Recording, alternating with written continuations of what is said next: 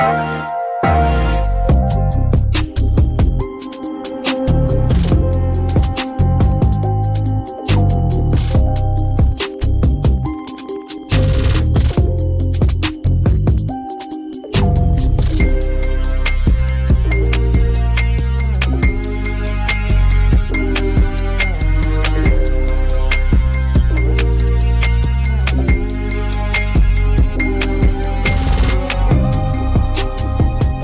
Ringside crew, welcome to the internationally known Dudes at Ringside podcast.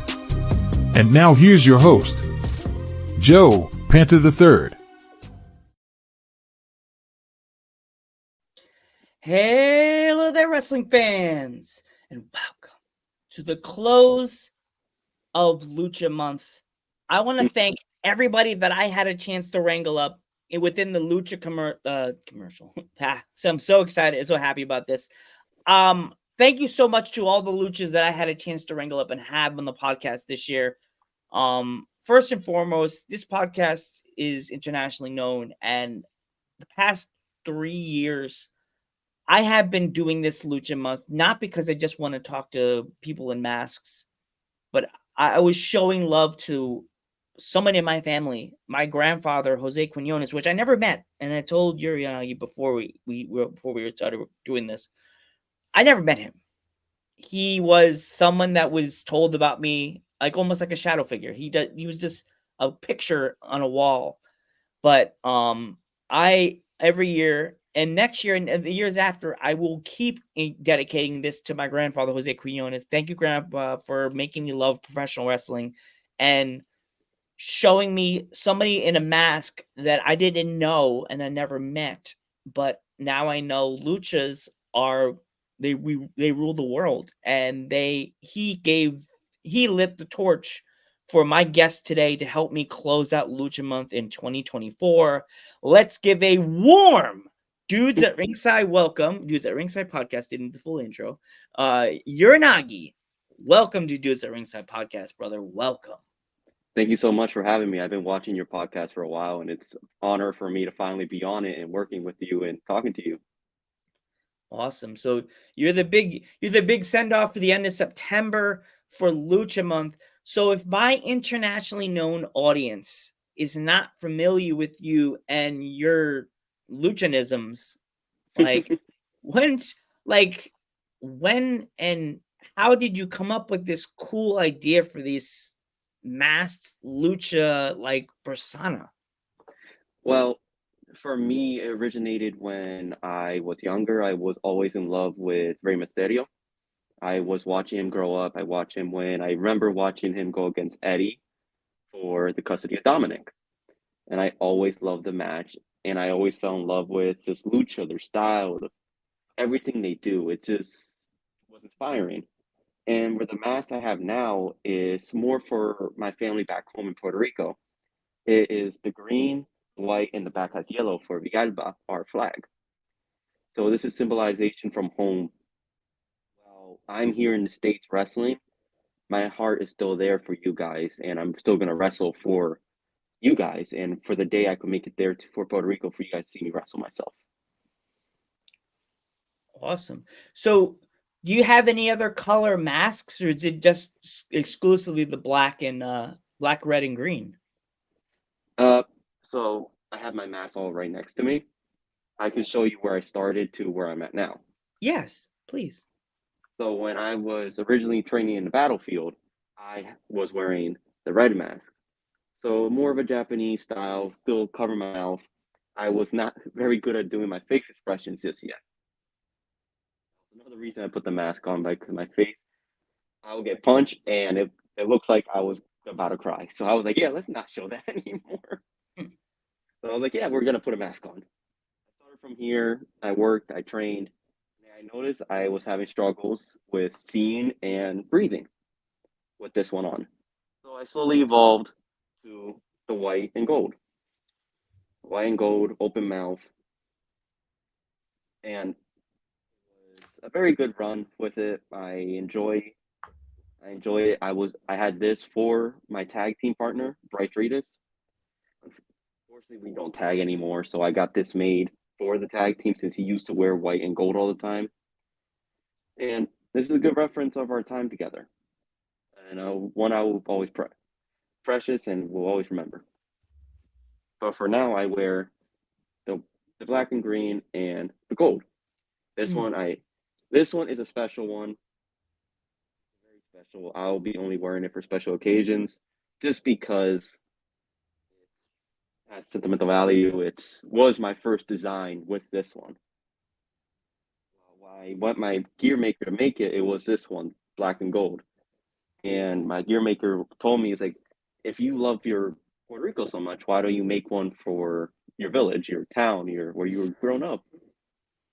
And he gave me the idea to wear this one. This is the one I wear constantly now. Mm. Have you ever thought of making one a full-on Puerto Rican flag? Uh, I will be more on the back because this one will have it. On the back, it has a reference on my first mask, the devil of the Oni. It has the Oni in the back. Mm. That's my reference of my first ever mask. I am slowly going to convert that out, and every mask is going to look like this, but it will have one will have a Puerto Rican flag, the other one will have a coquille on it. They'll have a little bit more references. One might have the autism awareness puzzle pieces in the back. So it will be different references for different parts of my life for my niece and nephew and for future generations. Wow. That's deep, man. That's super deep. Super, super deep. So when you finally like now with the your whole wrestling thing, you're the group you're wrestling with now, show the shirt off. Those guys are awesome. Like I know Definitely, some awesome people that are part of that group with definitely. likes of Zoe Cannon and people like that. What does it feel like to like be able to be with like a trainer that you train with now? Like, what does it feel like to be with like him? It must be fun. It's definitely fun. It's was a different transition for me from training from Alpha Junior, a very big Samoan style, strong style, big man. You could see I'm not a big man. I am scrawny. I wear the mask. I'm a luchador. I love doing flips. I love diving. And it was a hard transition from me going the American style to Mexican style. It was a very weird transition to do at one point, but it's awesome to be there now. And anytime I have the possibility to go up there, it's one of the best feelings.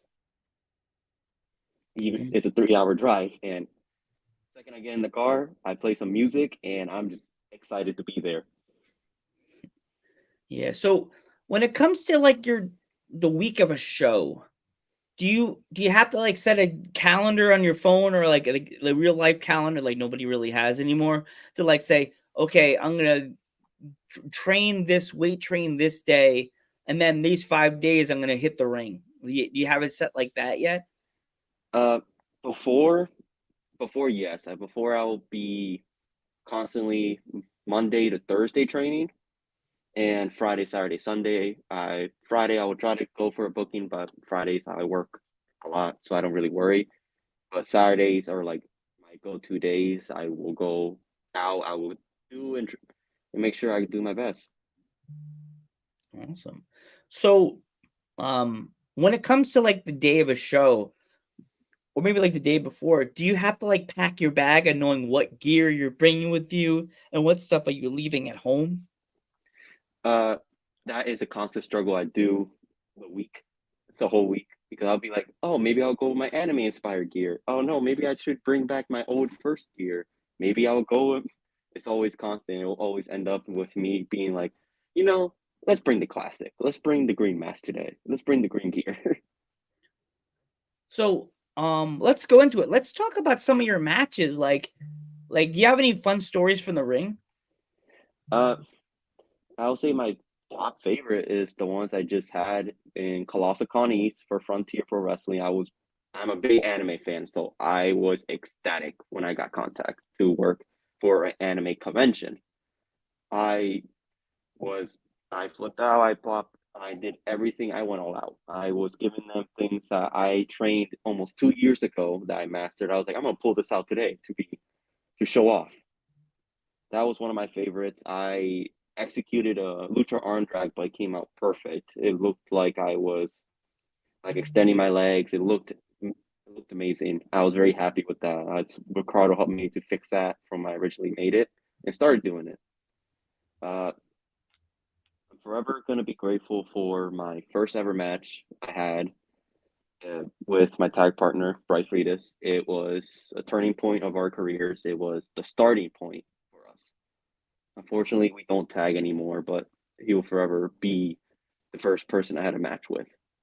He was my tag partner, and he could always call me, and I'll pick up the phone.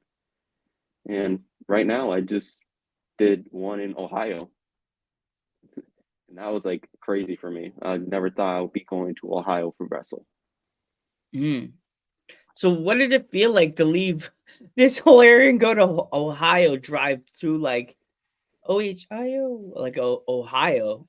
I've driven to North Carolina with my parents though on vacation. Did you Mhm. have to like stop every hour just so you can get because you're wrestling, you have to keep your legs like limber. Did you have to stop every hour just to stretch your legs so you don't mess anything up? No, I went with Sam Adams, a very good friend of mine, and the Brothers Gray, another two good friends of mine. We went all together to Ohio, and Damian Gray had everything set up for us. I think it was the max we were in the car was like an hour, almost 2 hours before we stopped to get gas and stretch. But Mm. second I got out, I did squats and immediately like stretched my legs because I know I was like I'm getting tense and I did not want that. Yeah, and the Grays are awesome, good guys. Shout out to the Grays. They're a good tag team. Those boys are doing everything. Oh my god, they were just in Australia. Um, have you ever thought of going out of the country? And if you have, like, where would you like to travel? Where would you go out to go abroad? Uh, First stop, my hometown. I want to go to Puerto Rico. That's first stop. But if I could go further, it'll be Japan or England. I know a lot of promotions in England. I know a lot of them. CPW, TNT, they're hardcore wrestling, but they still do wrestling. Have you ever thought of doing like a hardcore match with that mask on, or you wouldn't do Uh, it? I actually do have a hardcore match coming up in next week Ooh. in Jersey. Mm. It's interesting. My first ever one. It's double promotion, so we will be doing cosplay wrestling in the beginning, and I am gonna be doing later on lucha hardcore match. Mm. So it's two luchadors and hardcore. So we're everything's on the table. Are you a little worried about your mask, or are you just gonna go into it like blindfolded and just run through the walls? Run through the walls. Okay. I'd be worried because of my mask, and you like, what if guy hits you in the chair, hits you with the chair, that mohawk gets splatted, you know what I mean? Or like, oh, like, oh That's my why. god, That's why I. If you guys pay attention when I wrestle in the ring, I do this a lot yeah, to symbolize you could fly in it all you want, but like a real mohawk, it spikes back up. yeah, yeah. So, have you ever had a fan give you like fan art of yourself, or like do a pop of you?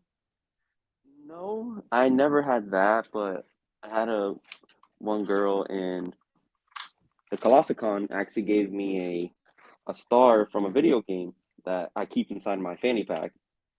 It's like a little star. It's it's from Genshin Impact. She gave it to me. I was like, "Oh, that's very cute," and I actually knew where it's from. She was like, "I took it off of my costume to give it to you." I'm like, "Well, that's staying in my bag. I'm not getting That's rid of it." awesome. That's so cool. The But girl, the female fan that made my pop, she's from North Carolina. She does a lot of luchador art, and she does a lot of wrestlers. She's really sweet. She's really nice. I don't know if she did you yet. She probably did. I don't know. no, I'm not sure. She never contacted me. Yeah. Well, Uh, they a lot of good stuff she's done. I definitely could Um, say. My apologies, cutting you off. Uh, when I was at the battlefield, I had my first two matches, and I had two people wearing custom Yuri Nagi shirts. That was awesome. I was just new and debuted, and it was two separate designs. It was awesome to see. so they just went to the t-shirt shop in their local area and got a picture of you and said, "I need a Uranagi shirt." Who is this? Just you just type the words Nope, in. nope. They bought a white T-shirt and Sharpie, Oh wow. Okay. and and hand drawn. That took some Real time Nagi. because you can I draw myself. I know you can never get this picture because I have my own character that is a master vigilante. It's so hard to get his mask to look the same every time. Yes, Like, it and people was. always ask me that. Why is Bolt's lightning bolt sometimes really spiky and sometimes spiky and then it gets little thin? And I go, I say this like he comes through me because he's my character. His logo, as you would agree. It's Ooh, kind of it's too bright. Maybe if I lower, you can see it. ooh. One wearing Oh the yeah. Yuri Oh Nagi, wow, cool. and one was wearing a Yuri and Bryce shirt. It was awesome to see. That's so cool. Yeah. If if you had a chance to choose any luchador from any era, it goes from Attitude to WCW to current. It could be from the WCW or from AAA. What wrestler would you want to wrestle one last match, like their last match ever in the wrestling world? Who would it be? My top three there right now: Rey Mysterio, Ricochet when he was the Puma, and Ray Phoenix. Because a lot of my moves are based off Ray Phoenix I use. But if I had to go even further, Eddie Guerrero, if he was still alive, I would love to wrestle him.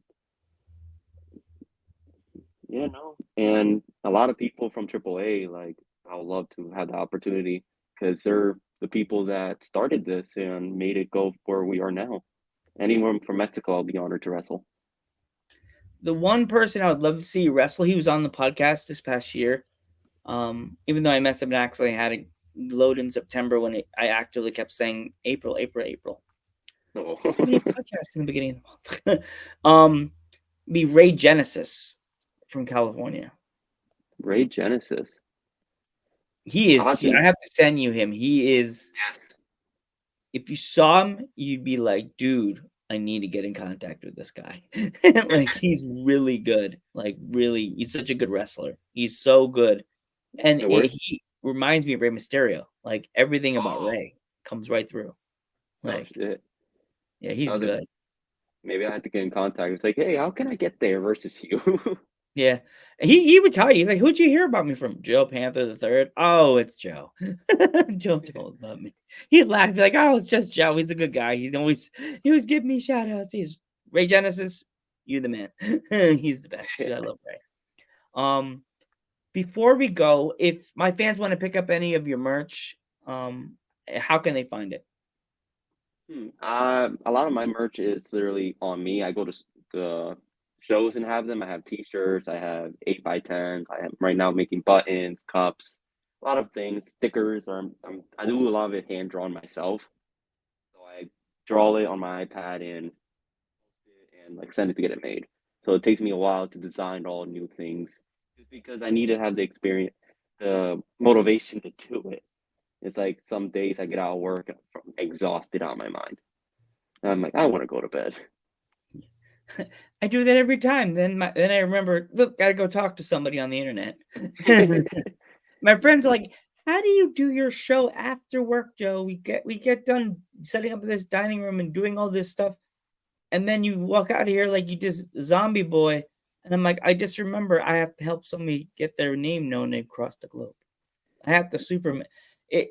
I pretty much I do this podcast in the memory of my grandfather, but I know that he would want me to make myself a name, Hmm. but he wants me to change the independent wrestler. Like some people have a stupid way around themselves saying independent wrestling is so farm and so boring. I want to help you guys to get your names known, and it changes the wording of when people think that about independent wrestling by watching you guys and hearing your stories. They'll have a Saturday off. They'll travel to a PPW. They'll travel to a show that you're doing. They'll look you up. They'll find out if there's a ticket. They'll come to your table and meet you and say, "I saw you on Dudes at Ringside. I saw your match. I loved it." And they'll think differently. There's a lot of people that never been to an independent wrestling show and only watch WWE. They only watch the AEWs, and they never took a chance to come to the gyms, come to the little small shows, and take in these small independent wrestlers that could rule the world one day. Like, have you ever thought that you are in the middle of this big independent world now? Honestly, no. I always talked about doing it when I was very young, and it took to a friend that unfortunately passed away, and his last words that he told to me was, "Do it for me." And that's what made me sit down and thought about it, and I got in contact with Battlefield when I went to watch a PPW show. That's why PPW has a big part of my heart, since every month we went to PPW and watched it with him. He was there when I started at watching from Samu's show at WXWC4 in Allentown. We went to PPW. That's where I met a lot of people like Luca Brasi, Jimmy Conway. I met Sam Adams. I met Facade, Danny Moe. And from there, I started loving wrestling more than just watching it on TV like WWE and AEW, like you said. And forever, I'll be grateful for him and my other friend that pushes me on for me to reach my goals. And every time I feel distraught, when I'm gonna give up, I think about them. That's another wrestler I would like to see you wrestle when I come back to PPW. Whenever you come back, it's Visage. He is the PPW heavyweight champion. And Yes, if you ever did an open challenge, would you jump in and try to take the open challenge? 100%. I will not just go for the belt. I will immediately grab the mic and say, "You could keep the belt. You could keep the championship. I don't want that. I just want the match with you. I just He's want the opportunity."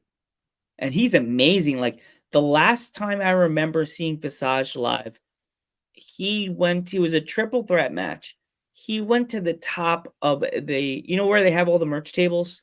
Yes, That little area, I don't know if I saw it on my page. He climbed to the top I was and did there, a and yeah, and people are pugging.